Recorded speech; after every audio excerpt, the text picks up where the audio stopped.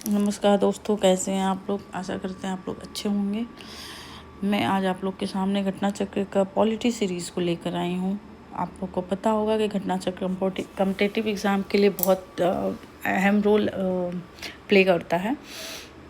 बहुत सारे क्वेश्चन इसमें रिपीट होते हैं, कम से कम खासकर पीसीएस एग्ज़ाम में तो 8 से 10 क्वेश्चन रिपीट होते हैं और मैक्सिमम भी और भी क्वेश्चन कहा जा सकता है जो रिपीट होते हैं या फिर उन क्वेश्चन के बेस पे बनाए जाते हैं, या ऑब्जेक्टिव जो एक क्वेश्चन में 4 ऑब्जेक्टिव क्वेश्चन होते हैं उनके बेस पे कहीं ना कहीं वो कनेक्ट रहते हैं। तो इस वजह से अगर हम घटना चक्र को एक बार कर लेते हैं, एक बार क्या एकदम उसको अच्छे से करते हैं, तो हमारे जो रिपीट क्वेश्चन वो गलत नहीं होंगे। प्लस हमारा कॉन्सेप्ट क्लियर हो जाता है, जो हमारा थोड़ा डाउट सेक्शन होता है वो क्लियर हो जाता है। टॉपिक वाइज हम क्वेश्चन को आगे बढ़ते रहते हैं तो माइंड में एक इमेज सी बन जाती है। तो मैं ज़्यादा क्वेश्चन आपसे बात ना करते हुए मैं घटना चक्र की सीरीज़ को आपके सामने फर्स्ट क्वेश्चन हमारे जो टॉपिक हैं भारत का संवैधानिक विकास, इससे हम ये फर्स्ट टॉपिक है। इससे पहला क्वेश्चन मैं आपके सामने रखती हूँ। तो क्वेश्चन है कि निम्नलिखित में से किस अधिनियम के द्वारा कलकत्ता में सर्वोच्च न्यायालय की स्थापना का प्रावधान किया गया। तो जहाँ तक हम लोग सब लोग जान रहे हैं कि 1773 का रेगुलेटिंग एक्ट था। इस एक्ट के माध्यम से हमें कलकत्ता में सर्वोच्च न्यायालय की स्थापना का प्रावधान किया गया था, जिसमें बताया गया था कि एक सर्वोच्च न्यायालय की आवश्यकता है कलकत्ता में, और इस एक्ट के द्वारा 1774 में कलकत्ता में एक सर्वोच्च न्यायालय की स्थापना की गई थी। तो हम देखते हैं क्वेश्चन नंबर इसका ऑप्शन नंबर 1 से ही होगा, और इसका विस्तार भी पढ़ लेते हैं हम थोड़ा डिटेल। 1773 के रेगुलेटिंग एक्ट में कलकत्ता में सर्वोच्च न्यायालय की स्थापना का प्रावधान किया गया था, जिसकी स्थापना 1774 में की गई थी। सर एलिजा इम्पे इसके मुख्य न्यायाधीश थे।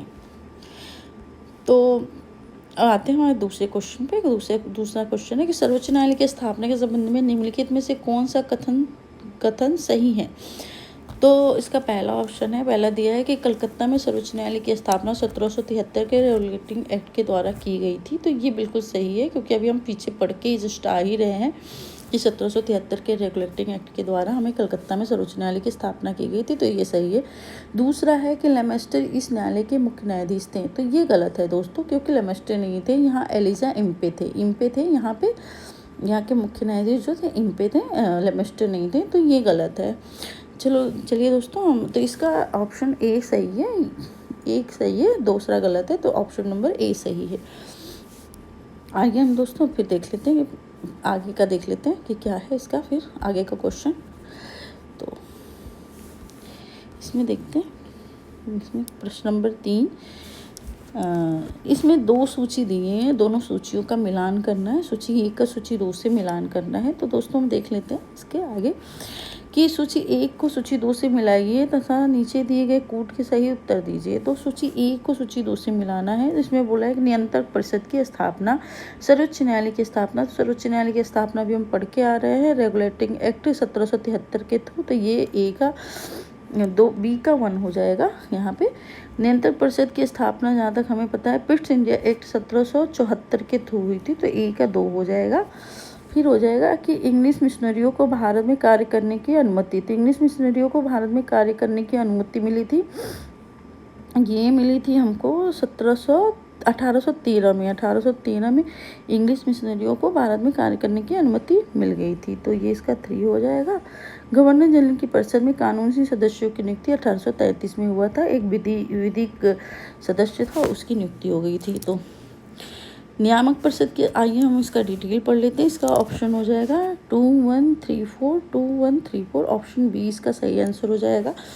तो आइए हम इसको पढ़ लेते हैं कि नियामक अधिनियम रेगुलेटिंग एक्ट 1770 में सर्वोच्च न्यायालय की स्थापना, पिट्स इंडिया एक्ट, पिट्स का भारतीय अधिनियम 1784 में नियंत्रक परिषद की स्थापना, तथा चार्टर अधिनियम 1813 में इंग्लिश मिशनरियों का भारत में कार्य करने की अनुमति, तथा चार्टर अधिनियम 1813 में गवर्नर जनरल की परिषद में कानूनी सदस्य की नियुक्ति। तो प्रश्न नंबर 4 देखते हैं दोस्तों। प्रश्न नंबर 4 हम लोग देख लेते हैं इसका।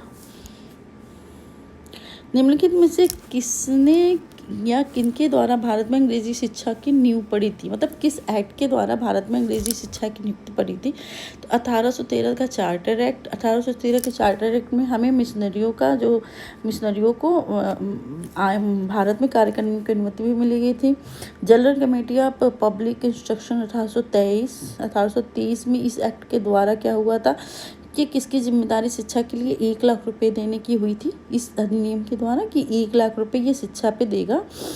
और प्राच्य और आंग्ल विवाद, इसमें क्या हो गया था कि इसमें 2 गुट बन गए थे। एक गुट बोल रहा था कि नहीं, जो हमारा जो शिक्षा का माध्यम होना चाहिए जो हमारी पुरानी पद्धति से होना चाहिए, और एक गुट बोल रहा था कि नहीं, हमारी शिक्षा का माध्यम जो है हमारी वो न्यू एजुकेशन पॉलिसी में आए और अंग्रेजी माध्यम में हम शिक्षा दें।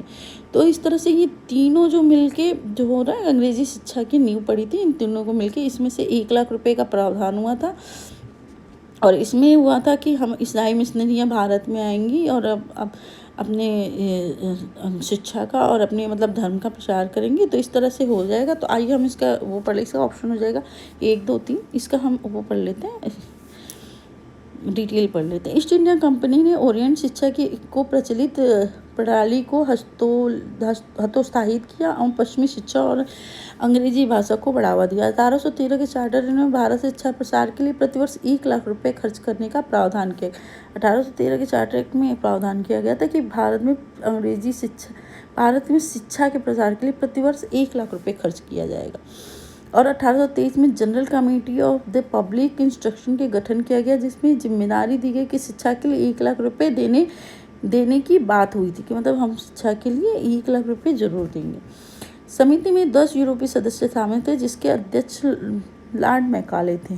इसमें 10 यूरोपीय सदस्य थे जिनके अध्यक्ष लॉर्ड मैकाले थे। इसके बाद governor general lord William Cavendish Bentinck के शासनकाल में 7 मार्च 1735 को लॉर्ड मैकाले के प्रस्ताव को स्वीकृत कर भारत में अंग्रेजी शिक्षा की उच्च शिक्षा का माध्यम मान लिया गया तथा भारत में आंग्ल की शिक्षा के समर्थकों में नेता जो तो आंग्ल शिक्षा के समर्थक नेता थे ट्रेवियन, जबकि एसटी प्रिंसेप जो थे प्राच्य शिक्षा के समर्थक थे। प्रिंसेप जो है प्राच्य शिक्षा के समर्थक थे, आंग्ल शिक्षा के समर्थक ट्रेवियन। तो दोस्तों हम इतना जान चुके हैं। इसमें क्या हो गया था, 1813 के में 1 लाख रुपए का प्रावधान किया गया था कि प्रतिवर्ष शिक्षा के लिए 1 लाख रुपए का भारत में शिक्षा के प्रचार के लिए प्रतिवर्ष 1 लाख रुपए दिया जाएगा। फिर 1823 में general committee of public instruction द्वारा गठन किया गया। इसमें जिम्मेदारी दी गई थी कि शिक्षा के लिए आप 1 लाख रुपए देंगे। इसमें 10 यूरोपीय सदस्य शामिल थे, जिसके अध्यक्ष लॉर्ड मैकाले थे, और बाद में जनरल विलियम कैडविस बैंटिंग द्वारा इस प्रस्ताव को स्वीकार करते भारत में अंग्रेजी शिक्षा का माध्यम मान लिया गया था। और भारत में आंग्ल शिक्षा के समर्थकों में ट्रेवियन थे और प्राच्य शिक्षा के प्रिंसेप थे। तो दोस्तों इतना डिटेल आप लोग को पता चल गया होगा। अब आगे बढ़ते हैं, ठीक है। आगे बढ़ते हैं, प्रश्न नंबर 5। किस अधिनियम के द्वारा ब्रिटिश संसद में चाय और चीन के साथ व्यापार को छोड़कर ईस्ट इंडिया कंपनी के भारत के साथ व्यापारिक अधिकार को समाप्त कर दिया गया? तो दोस्तों ये सब लोग जानते हैं, 1813 के अधिनियम के द्वारा चाय और चीन के व्यापार को छोड़कर ईस्ट इंडिया कंपनी के जो व्यापारिक अधिकार थे उसको समाप्त कर दिया गया था।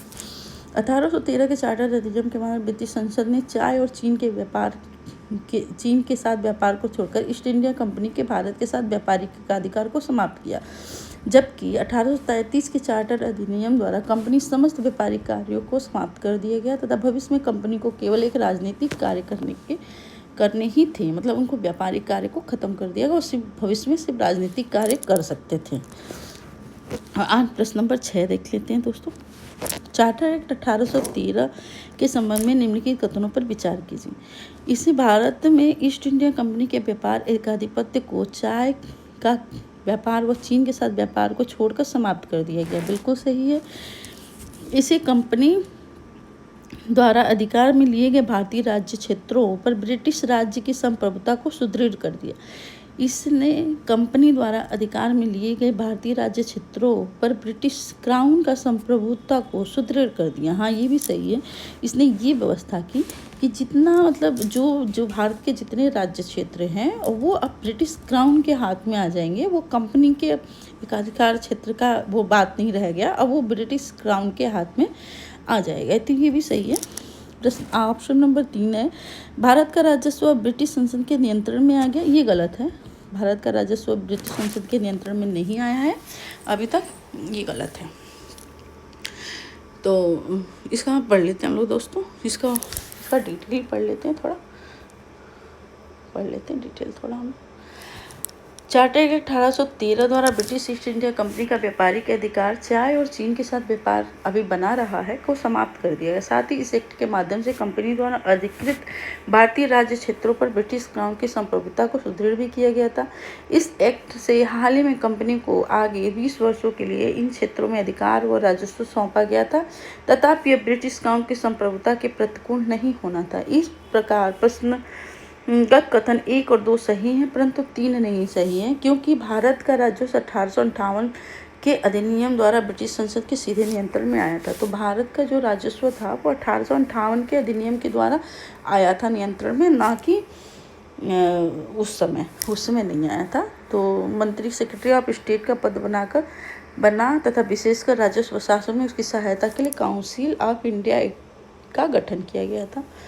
तो इसका ऑप्शन 1 सही है दोस्तों, ये 3 गलत है, 1 और 2 सही है। क्योंकि भारत का जो राजस्व ब्रिटिश संसद के नियंत्रण में कब आया है, 1858 के एक्ट के द्वारा, 1858 के एक्ट के द्वारा ये जो आता है कि ब्रिटिश संसद के सीधे नियंत्रण में लाया गया, तथा एक ब्रिटिश कैबिनेट मंत्री के अधीन सेक्रेटरी ऑफ स्टेट का पद बनाया गया और विशेषकर राजस्व प्रशासन में उसकी सहायता के लिए काउंसिल ऑफ इंडिया का गठन किया गया था। किस अधिनियम में भारतवासियों को अपने देश के शासन में कुछ हिस्सा लेने का संभव बनाया गया? मतलब किस अधिनियम के द्वारा देश जो हमारे भारतीय हैं वो अपने देश के शासन में कुछ हिस्सा ले सकते हैं? तो ये 1833 के एक्ट के द्वारा हुआ था।